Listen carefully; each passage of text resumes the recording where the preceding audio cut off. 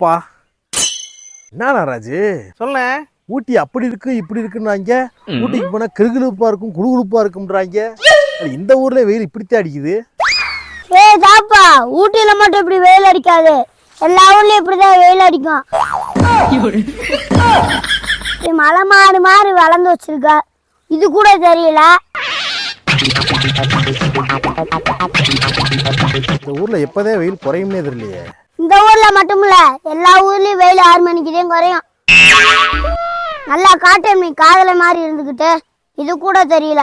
இந்தா சேலையை பிடிங்கி தின்னு, அப்பயாச்சும் உனக்கு அறிவு வளருதான்னு பார்ப்போம். அண்ணே சகனம் சரியில்லைண்ணே, வானே போயிடுவோம். உனக்கு போய் நான் பிள்ளையா பிறந்திருக்கேன் பாரு. சங்காடா குஸ்காடா சாமி.